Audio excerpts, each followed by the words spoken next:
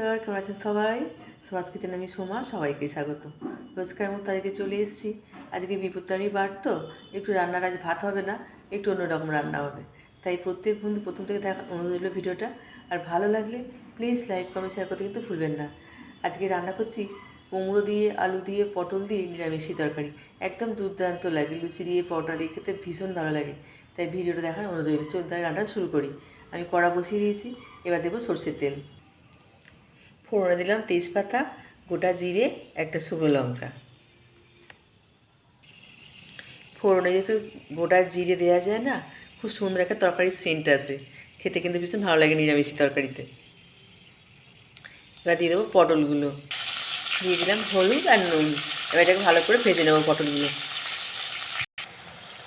পটলগুলো খুব সুন্দর ভাজা হয়ে গেছে, এবার পটলগুলো আমি তুলে নেব।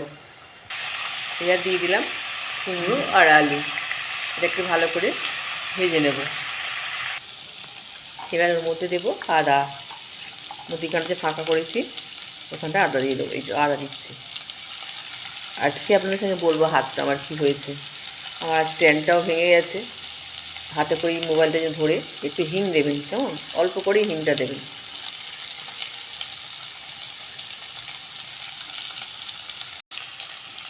এই দেখতে পাচ্ছেন, এই হিংটা অল্প করে দিয়ে দেবেন এর মধ্যে, একটু ভালো করে কষে নেবেন। আর হিং সবসময় অল্প দেবেন, বেশি হয়ে যাবে না, হিঙের একটা কীরকম তেল তেতো ভাব এসে যাবে, খেতে কিন্তু ভালো লাগবে না।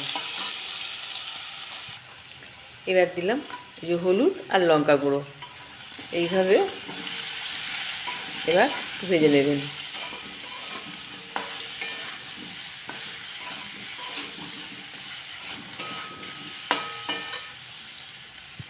খুব সুন্দর কষা হয়ে গেছে। এবার এর মধ্যে দেবো জল, জল দিয়ে দিলাম, আর পটলগুলো এর মধ্যে দিয়ে দেবো।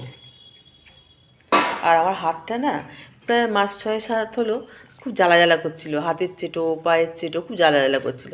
আমি অত গুরুত্ব দিয়েছিলাম না জানেন। তারপরে এখন করে হঠাৎ দেখছি বেশ সপ্তাহ 2-3 আগে হাতে ডিমি ডিমি ডিমি ডিমি র্যাশ মতো বেরিয়েছে, আর পায়ের চেটোতেও বেরিয়েছে। তখন ভাবলাম এ তো ঠিক না, বলে আবার ডাক্তার দেখালাম। ডাক্তার আবার সব লোশন দিয়েছে, ওষুধ দিয়েছে খেতে, যে হাতে করে কোনো রকম জল ঠেকানোও যাবে না, কাচাকুচি যাবে না।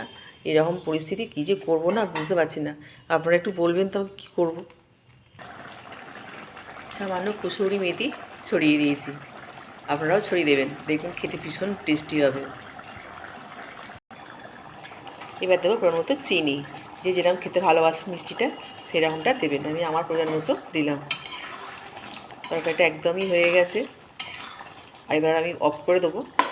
সেদ্ধও হয়ে গেছে। আর এরকম মাখা মাখা রাখবেন, তাহলে তরকারিটা শুকনো হয়ে যাবে না। আর এটা লুচির তরকারি তো, একটু মাখা মাখা খেতে ভালো লাগবে। তাহলে আজকের মতো এখানে শেষ করছি। সবাই ভালো থাকবেন, সুস্থ থাকবেন। দেখা হবে রান্নাঘরে নতুন কোনো ভিডিও নিয়ে।